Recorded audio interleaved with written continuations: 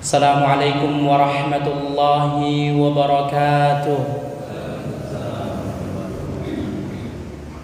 Alhamdulillahi mujzilil ata'i wa musbighil ni'am. Wa asyhadu an la ilaha illallah wahdahu la syarika lah, dzul fadli wal ihsani wal judi wal karam. Wa asyhadu anna Muhammadan 'abduhu wa rasuluhu sayyidul arabi wal ajam, al-makhsus min rabbih bi jawami'il kalim. Allahumma salli wa sallim wa barik alaihi wa ala alihi ahlil makarimi wasyiyam wa ala ashabihi masabihid duja wadh-dhulam allazina akramahumullahu faja'alahum khayra ummatin hiya khairul umam wa ala kulli man jaa ba'dahum muqtafiyan atharahum wa qad khala qalbuhu minal ghilli lil mu'minina wa salim. Amma ba'du, fa inna asdaqal hadithi kitabullah wa khayral hadi hadi Muhammadin sallallahu alaihi wasallam wa syarrul umuri muhdatsatuha fa inna kulla muhdatsatin fid dini bid'ah wa kulla bid'atin dhalalah wa kulla dhalalatin finnar. Kaum muslimin, kaum muslimat yang dirahmati Allah azza wa jalla, alhamdulillah allazi bi ni'matihi tatimmus shalihat. Segala puji hanya milik Allah subhanahu wa ta'ala, yang mana segala amal soleh terlaksana. Allah subhanahu wa ta'ala telah memudahkan langkah kita semuanya dari rumah kita atau dari tempat lain menuju masjid yang kita cintai ini, Masjid Al-Ikhlas, Gondang, Jirapan, Masaran, Sragen, Jawa Tengah. Alhamdulillah, kaum muslimin, kaum muslimat yang dirahmati Allah subhanahu wa ta'ala, Allah pertemukan kita kembali di masjid yang kita cintai ini setelah 1 tahun lamanya. Ini semuanya tidaklah terlaksana kecuali atas izin Allah subhanahu wa ta'ala, kemudian melalui orang-orang terdekat kita. Kita bisa sebut guru kita bersama, Ustadz Hasan Al-Basri hafizahullah, kemudian Ustadz Abu Ilyas hafizahullah. Semoga Allah subhanahu wa ta'ala membalas kebaikan semua guru-guru kita semuanya, amin ya rabbal alamin. Kaum muslimin dan muslimat yang dirahmati Allah subhanahu wa ta'ala, setiap kita pasti menginginkan surganya Allah subhanahu wa ta'ala. Setiap mukmin dan mukminah pasti menginginkan masuk surga tingkatan apapun itu, termasuk tingkatan surga yang paling sedikit. Faman zuhziha 'anil nar faqad faz. Siapa yang dijauhkan dari api neraka maka dia telah menang.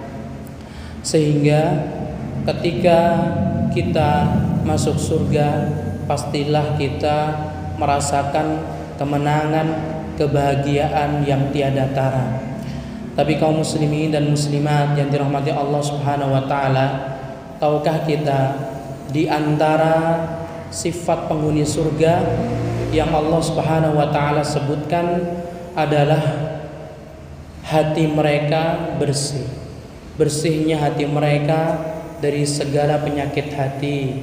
Penyakit hati seperti hasad, seperti iri, dengki, berburuk sangka kepada orang lain.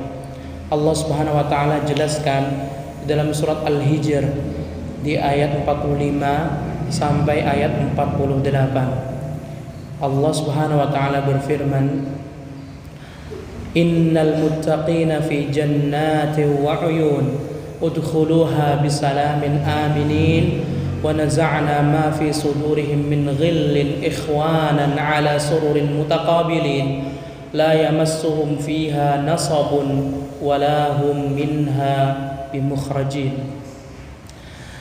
Sesungguhnya orang-orang yang bertakwa, mereka akan berada di surganya Allah subhanahu wa ta'ala, dan diperintahkan mereka untuk masuk surga dengan penuh keselamatan dan rasa aman sentosa. Kemudian Allah subhanahu wa ta'ala jelaskan, wa naza'na ma fi sudurihim min ghillin, dan kami Allah menghilangkan apa yang di dalam hati mereka, di dalam dada mereka, min ghillin, dari ghil. Ghil artinya al-hasad wal hiqad dan yang lainnya, penyakit hati. Ikhwanan sebagai bentuk persahabatan atau pertemanan sesama kaum muslimin, ala sururin mutaqabilin, di atas dipan-dipan saling berhadapan.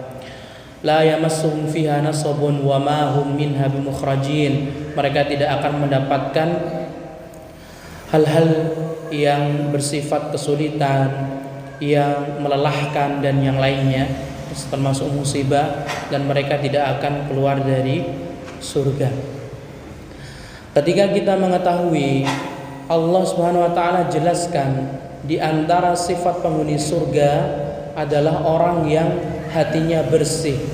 Hatinya bersih, dia tidak iri dengan sesama muslim, dia tidak dengki, dia tidak ngerasani, ya.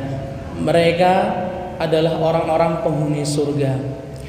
Ketika kita sudah mengetahui bagaimana Allah Subhanahu wa taala menghilangkan penyakit hati untuk para penghuni surga, maka hendaklah kaum muslimin dan muslimat untuk berusaha menghilangkan penyakit hati.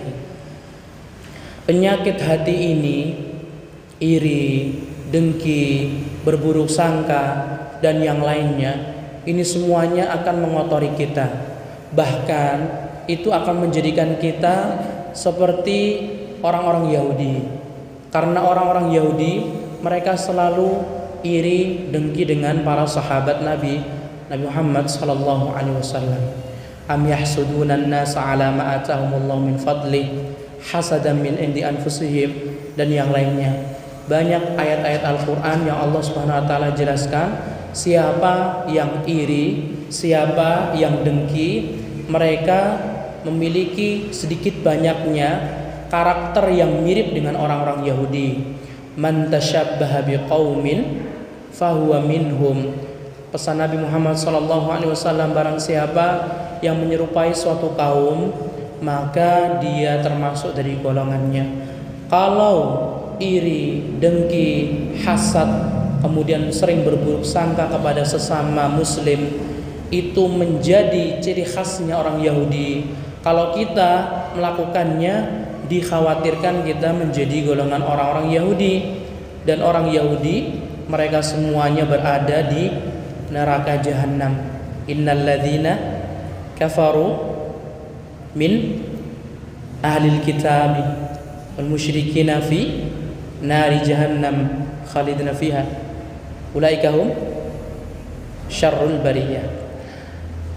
Sesungguhnya orang-orang kafir dari kalangan ahlul kitab, Yahudi dan Nasrani, dan orang-orang yang menyekutukan Allah Subhanahu wa taala, mereka berada di neraka dan mereka adalah makhluk Allah yang paling buruk. Apa yang membuat kita iri, dengki kepada sesama muslim? Padahal Allah Subhanahu wa taala Maha bijaksana. Tidak mungkin Allah Subhanahu wa taala berbuat zalim kepada kita. Ketika kita melihat saudara kita, mereka lebih berilmu daripada kita, apa yang membuat kita ini iri kepadanya? Ketika kita melihat saudara kita ada yang memiliki motor, sedangkan kita belum memiliki motor, apa yang membuat kita iri terhadapnya? Ketika kita melihat saudara kita memiliki rumah, bisa membeli tanah, bisa membangun ini dan itu, apa yang membuat kita iri dan dengki kepada mereka? Ingatlah kaum muslimin dan muslimat yang dirahmati Allah Subhanahu wa taala. Rasulullah sallallahu alaihi wasallam berpesan, "Iyyakum wal hasada, fa innal hasada ya'kulul hasanat kama ta'kulun narul hataba." Jauhilah kalian penyakit iri dengki. Kita dilarang sama Nabi untuk melakukan iri dengki kepada sesama muslim. Iyyakum wal hasada, jauhilah penyakit hasad. at-tamanni atau tamanni zawalin ni'mah anil akharin. Hasad itu definisinya berharap nikmat orang lain itu hilang. Kalau kita menginginkan harta orang lain hilang, atau istrinya dia diceraikan atau meninggal dunia, atau anaknya mendapatkan hal-hal musibah, atau apapun itu, berarti di dalam diri kita terdapat penyakit hasad.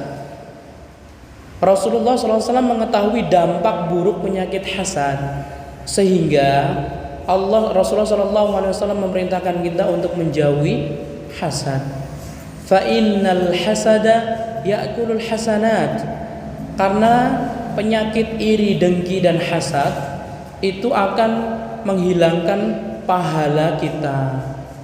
Lelah sholat 5 waktu, lelah berpuasa Ramadan, lelah berusaha menabung untuk bisa melaksanakan ibadah haji dan umrah, lelah dalam bersedekah. Banyak kita telah mengeluarkan tenaga kita, bahkan harta kita untuk beribadah kepada Allah Subhanahu wa taala. Apakah kita mau? Kita sudah capek, kita sudah lelah, tetapi pahalanya dihilangkan oleh Allah Subhanahu wa taala. Cuma gara-gara kita iri dengki kepada sesama muslim.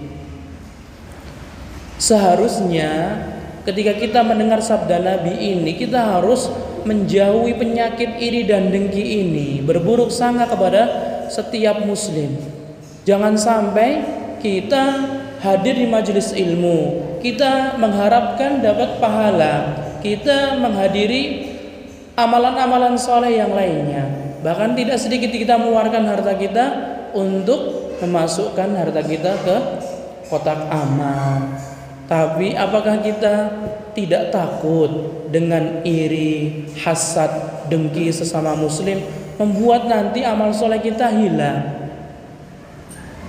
Bahkan Rasulullah SAW memberikan perumpamaan agar mudah difahami. Kama ta'kulun narul hataba, sebagaimana api akan melalap habis kayu bakar.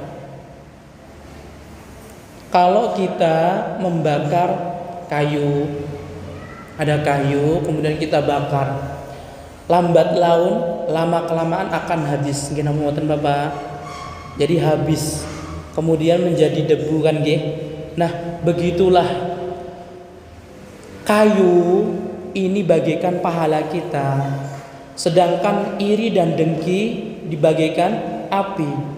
Ketika kita ini iri dengki sama sesama muslim gitu ya, ingin menjatuhkan kehormatan seorang muslim, maka lambat laun ya pahala kita yang ibarat kayunan, yang kayu tadi, Allah Subhanahu wa taala akan hilangkan dan habis. Sehingga ketika pahala kita habis, apakah kita bisa masuk surga Bapak Ibu yang dirahmati Allah Subhanahu wa taala? Sangat disayangkan sekali. Apa yang membuat kita iri dan dengki kepada sesama muslim? Jika memang kita menginginkan kesuksesan sebagaimana kesuksesan tetangga kita, saudara kita, ya kita harus berusaha. Nggih napa mboten? Nggih. Tidak ada orang di muka bumi ini ucuk-ucuk kaya gitu kan nggih. Mak cigagi napa Bapak? Berilmu gitu kan nggih. Mboten enten kan nggih. Iki wonge sugih mblegedu. Kira-kira enten apa mboten? Sing bangun tidur langsung tiba-tiba dapat uang. Mboten enten kan nggih. Berarti napa? Semua membutuhkan usaha. Jadi kalau kita ingin sukses di dunia dan di akhirat, ketika kita ingin kaya, ketika kita ingin banyak ilmunya, ya kita harus usaha. Ada sebuah pepatah Bapak yang dirahmati Allah Subhanahu wa taala, tarjun najata wa lam tasluk masalikaha. Inna safinata la tajri 'alal yabas. Kamu menginginkan kesuksesan tetapi tidak jalan di jalannya. Apakah ada perahu berjalan di daratan? Kapal gledek sakniki kesenten napa mboten Bapak? Oh, jauh dari Bengawan Solo nggih sini. Kalau kula niku kan ten Bengawan Solo, rumahnya pinggir baratnya Bengawan Solo, dan saya orang Solo nggih. Masih ada kadang kita pakai gledek itu. Perso nggih Bapak. Nah, kayak perahu lah, perahu kecil seperti itu. Kira-kira perahu apakah ada yang berjalan di daratan? Nggak ada kan nggih? Berarti semuanya harus usaha berjalan sesuai dengan relnya. Manjaddah wajadah. Barang siapa yang bersungguh-sungguh maka dia akan mendapati. Kaum muslimin dan muslimat yang dirahmati Allah Subhanahu wa taala. Allah Subhanahu wa taala telah menjelaskan wa naza'na, dan kami Allah hilangkan. Berarti siapa yang bisa menghilangkan sifat iri dengki? Allah Subhanahu wa taala.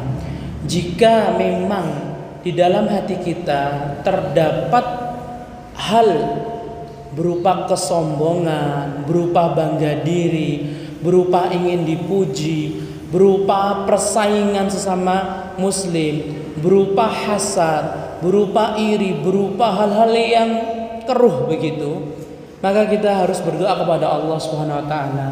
Ya Allah, hilangkanlah penyakit yang kotor ini. Doa seperti doa yang diajarkan Nabi Muhammad SAW untuk memperbaiki akhlak. Allahumma hdina li ahsanil akhlaq, la yahdi li ahsaniha illa ant, wasrif anna sayyi'aha, la yasrifu anna sayyi'aha illa anta.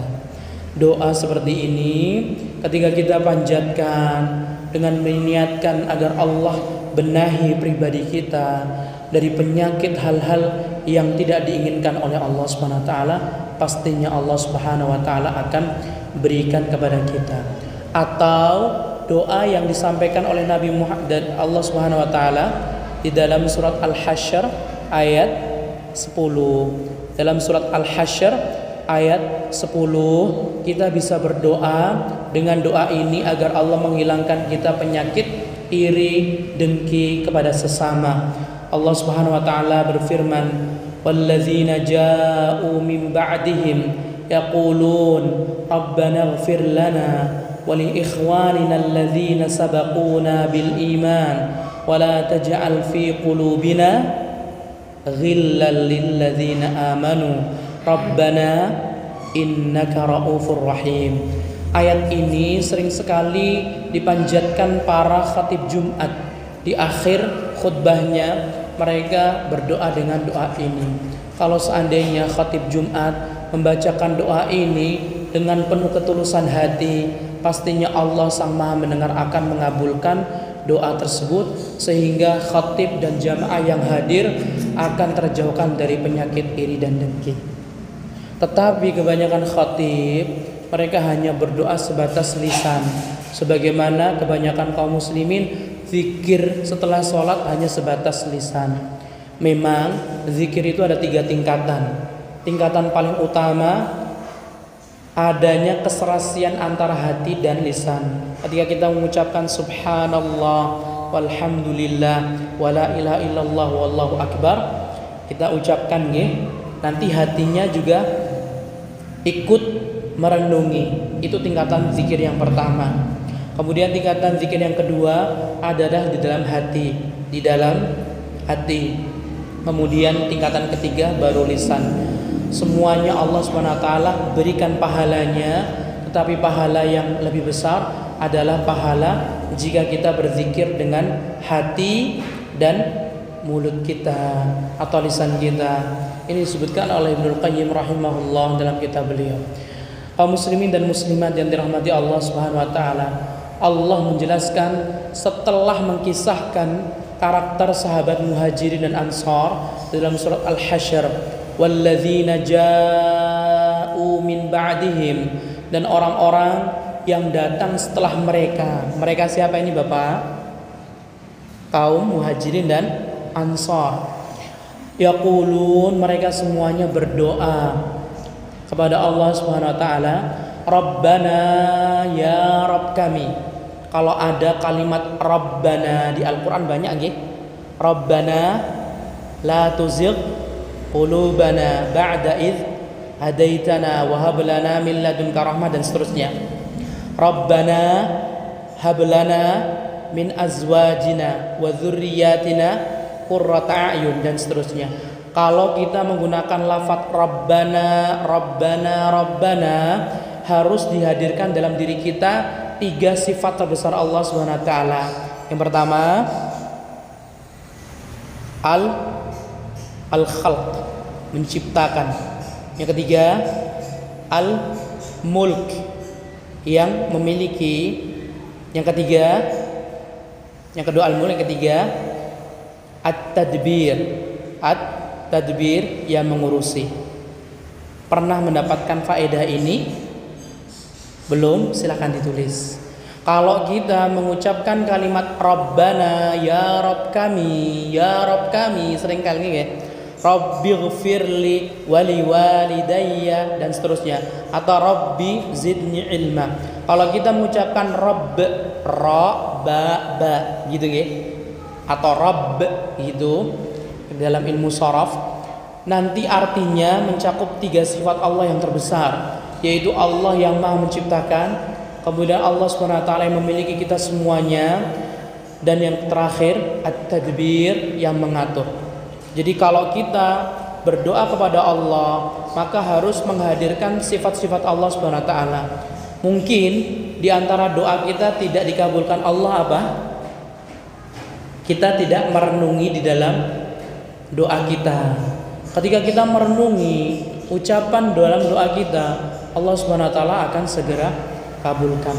Rabbana ya Rabb kami, Engkaulah yang menciptakan kami ya Allah, Engkaulah yang memiliki kami ya Allah, Engkaulah yang mengatur segalanya. Rabbana ighfir lana, ampunilah kami ya Allah. Ketika kita mengucapkan kalimat ighfir lana atau ighfirli, itu memiliki 2 makna Bapak. Yang pertama, Allah Subhanahu wa taala akan tutupi dosa kita di dunia. Yang kedua, Allah Subhanahu wa taala akan hapuskan seluruh dosa-dosa kita di akhirat nanti. Yang pertama, Allah akan tutupi di dunia. Yang kedua, Allah akan hapuskan dosa kita di akhirat. Faedah semua ini disebutkan oleh Syekh Muhammad bin Shalih Al-Utsaimin rahimahullahu taala. Kemudian Rabbana ighfir lana, ya Rabb kami, ampunilah kami. Ya Allah, tutupilah dosa-dosa kami di dunia. Ya Allah, ampunilah dosa-dosa kami kelak di akhirat. Wali ikhwanina alladzina sabaquna bil iman, dan ampunilah dosa-dosa orang-orang yang telah mendahului kami ya Allah lantaran keimanan mereka. Bapak, Ibu yang dirahmati Allah Subhanahu wa taala, Islam mengajarkan berbalas budi. Islam mengajarkan berbuat kebaikan yang setimpal kepada orang yang telah berbuat baik kepada kita, orang-orang sebelum kita. Melalui mereka kita mengenal agama Islam. Gimana pembuatan? Melalui bapak-bapak, ibu-ibu, melalui sesepuh masjid kita mengenal agama Islam, kita mengenal iman, kita mengenal mentauhidkan Allah dan yang lainnya. Lihatlah, Allah Subhanahu wa taala ajarkan kita untuk mendoakan orang-orang sebelum kita, mengisyaratkan jika kita mendoa dengan doa ini, insya Allah hati kita bersih. Bapak Ibu yang dirahmati Allah Subhanahu wa taala, kalau hati kita ini bersih, kita tidak akan merasa capek, nggak akan merasa capek mikirin omongan tetangga gitu nggih. Jadi kalau kita ini bersih hatinya, semuanya akan mudah. Nanti kita sebutkan pengaruh apa dari hati yang bersih. Kemudian kita lanjutkan nggih Bapak Ibu. Allah Subhanahu wa taala jelaskan wali ikhwanina alladzina sabaquna bil iman. Tutupilah dosa-dosa dan ampunilah dosa-dosa orang-orang sebelum kami ya Allah, yang mereka telah mendahului kita dalam keimanan. Alangkah indahnya ukhuwah Islamiyah. Tapi apa yang membuat kita tidak mau menegur sesama muslim? Bahkan kita datang bertemu saja tidak mengucapkan salam. Bukankah kita memiliki hak dan muslim yang lain juga memiliki hak? Ada berapa hak Bapak? Ada 6 hak. Hakul muslimi 'alal muslimi sittun qila Wa ma hunna ya Rasulullah? Qala idza laqitahu fasallim alaihi wa idza da'aka fa'ajibhu wa idza stansahaka fansah lahu wa idza atisha fahamidallah fashammithu wa idza marida fa'udhu wa idza mata fattabi'hu. Ada 6 hak saudara kita semuslim. Yang pertama disebutkan oleh Rasulullah SAW dalam hadis yang sahih. Yang pertama, ketika bertemu mengucapkan salam. Apa yang membuat kita tidak mau mengucapkan salam? Padahal ucapan assalamualaikum pahalanya 10 kebaikan. Kalau ditambah assalamualaikum warahmatullah, pahalanya 20 kebaikan. Kalau dikumpliti Bapak, assalamualaikum warahmatullahi wabarakatuh, 30 kebaikan. Apakah kita yakin pahala kita semua ini diterima oleh Allah sehingga kita malas sekali mengucapkan salam kepada sesama muslim? Kalau di dalam diri kita meyakini pahala kita ini belum tentu banyak, seharusnya kita bersemangat mengucapkan salam. Assalamualaikum, semoga keselamatan tercurahkan kepadamu. Warahmatullah, dan rahmat Allah pula. Wabarakatuhu, dan keberkahan Allah Subhanahu wa taala. Ini adalah penghormatan, bahkan tahiyah yang paling agung. Bahkan ini adalah salam penghormatan para penjaga surga kepada calon penghuni surga. Ketika kita masuki surga, kita akan diucapkan seperti ini. Ketika kita meyakini, maka selayaknya kita mengucapkan salam. Dan hak-hak muslim yang lainnya yang harus kita tunaikan. Bapak Ibu yang dirahmati Allah Subhanahu wa taala. Kemudian Allah Subhanahu wa taala menjelaskan setelahnya, wala taj'al fi qulubina, dan janganlah engkau ya Allah jadikan di dalam hati kami ghillan, penyakit iri, dengki, lilladzina amanu, terhadap orang-orang yang beriman. Subhanallah. Orang-orang yang mengikuti para sahabat, orang-orang yang mengikuti para tabi'in, orang-orang yang mengikuti para atba' tabi'in, mereka semuanya berdoa agar dijauhkan dari penyakit yang namanya iri, dengki. Subhanallah. Kalau Allah Subhanahu wa taala yang mengetahui 24 jam kondisi kita dan saudara kita mengajarkan kita dengan doa seperti ini, berarti ada indikasi dalam umat Islam yang namanya iri dan dengki. Pasti setiap perkumpulan, setiap yang namanya pertemuan itu pasti akan ada duri yang akan menancap di dalam hati kita. Dan ini tidak bisa dihilangkan kecuali jika kita mempelajari ilmu agama agar mendapatkan obatnya apa, kemudian beramal saleh. Allah Subhanahu wa taala berfirman, wa inna katsiran minal khulata la yabghi ba'duhum 'ala ba'din illa allazina amanu wa 'amilus shalihat wa qalilum mahum. Dan kebanyakan dari sebuah perkumpulan apa Bapak? Panitia masjid, DKM gitu nggih. Panitia kurban, panitia kajian, perkumpulan seperti ini gitu kan nggih. Atau yang lainnya. Ya. Semua yang namanya perkumpulan itu rawan atau seringkali akan ada duri di situ. Sehingga Allah Subhanahu wa taala menjelaskan, kalau tidak mau perkumpulannya itu ada iri dan dengki, harus sama-sama upgrade ilmu dan amal saleh. Harus memperbaiki ilmu kita, harus merenungkan dan menambahkan ilmu kita, kemudian kita berusaha mengamalkannya. Sakit nggak sih Bapak kalau kita ini diireni gitu kan, dihasati, sakit kan ya, atau dikucilkan begitu. Jangan sampai kita mengucilkan sesama muslim. Masa hanya hal-hal sepele kita jauhi? Apa kata nanti non-muslim? Katanya ikhwan, katanya sesama muslim saling saudara. Tapi kenapa saling menjauhi? Cuma hal-hal sepele saja. Tidak boleh seperti ini. Rasulullah SAW ketika beliau sampai di kota Madinah, pertama kali yang beliau lakukan apa? Al-ikha, mempersaudarakan antara muhajirin dan ansar.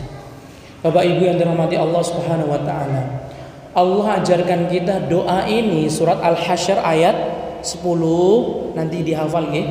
Wala taj'al fi qulubina ghillan lil ladzina amanu. Dan janganlah Engkau ya Allah jadikan di dalam hati kami penyakit iri, penyakit dengki, penyakit hati semuanya kepada atau terhadap orang-orang yang beriman. Rabbana ya Rabb kami, sekali lagi di depan kita mengucapkan Rabbana, di akhir kita mengucapkan Rabbana, dan kita puji Allah, innaka Raufur Rahim, sesungguhnya Engkau Maha Penyantun lagi Maha Kasih Sayang. Kaum muslimin dan muslimat yang dirahmati Allah Subhanahu wa taala, hidup di dunia ini hanyalah sebentar, hanyalah hitungan waktu saja. Untuk apa kita saling beradu? Untuk apa kita saling memutus tali silaturahmi? Untuk apa? Tidak sepatutnya kita ini saling eyel-eyelan, saling gontok-gontokan, begitu kan? Saling berselisih. Wa ati'ullaha wa rasulahu wa la tanaza'u. Taatilah Allah dan Rasulnya, jangan kalian berselisih. Karena perselisihan ini pasti akan merugikan kedua belah pihak, cepat atau lambat. Dalam ayat yang lain Allah Subhanahu wa taala menjelaskan wa'tasimu bihablillahi jami'an wa la tafarraqu. Dan berpegang teguhlah kalian semuanya dengan tali Allah, jangan berselisih, jangan berpecah belah. Wa la takunu minal musyrikin minal ladzina farraqu dinahum wa kanu syi'a. Kullu hizbin bima ladaihim farihun. Apa yang membuat dahulunya kita bersatu padu, kok bisa hanya masalah sepele akhirnya pecah kongsi, pecah pengajian? Rasulullah SAW beliau tidak menginginkan adanya perpecahan di dalam umat. Bahkan dalam hadis arba'in semuanya hafal, Rasulullah SAW memberikan nasihat, la tahasadu wala tanajashu wala tabaghadu wala tadabaru wala yabi' ba'dukum ala bai'i ba'din wa kunu ibadallahi ikhwana. Jadilah semua sesama ikhwan, saudara semuanya. Jangan saling iri, saling dengki, saling bermarah-marahan. Subhanallah. Hidup di dunia hanya sementara.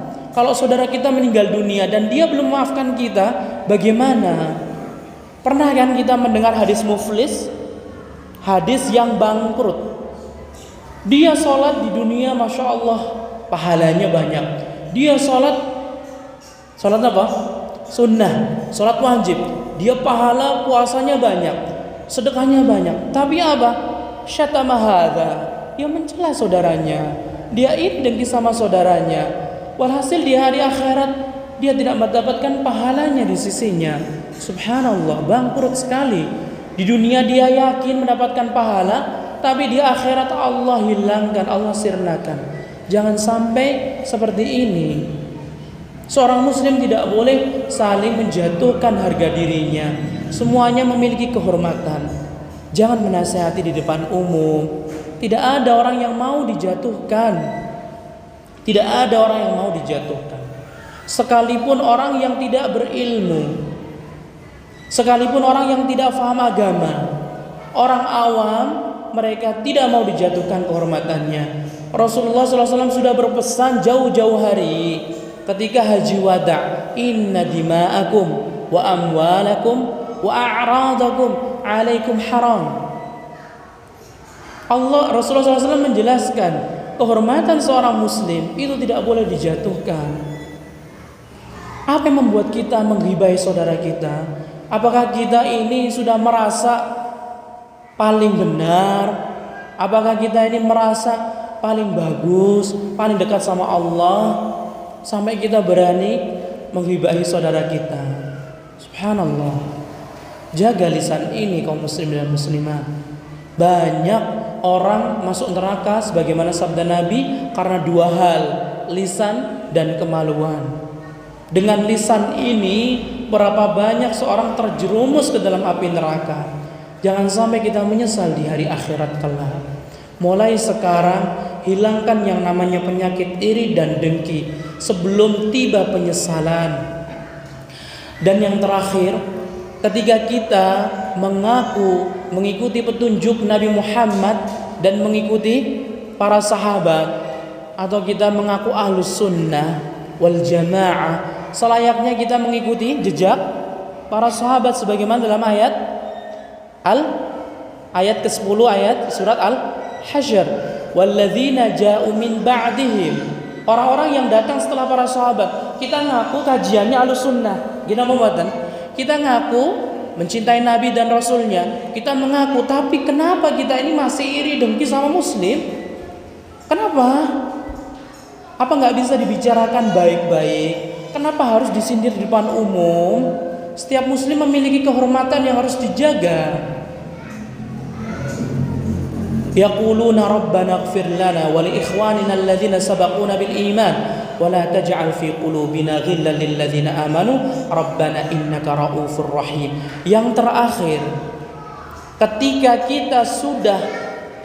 kita sudah berusaha berdoa dengan doa ini, yakinlah kaum muslimin dan muslimat, di dalam surat At-Taubah ayat 100 Allah jamin kita masuk surga.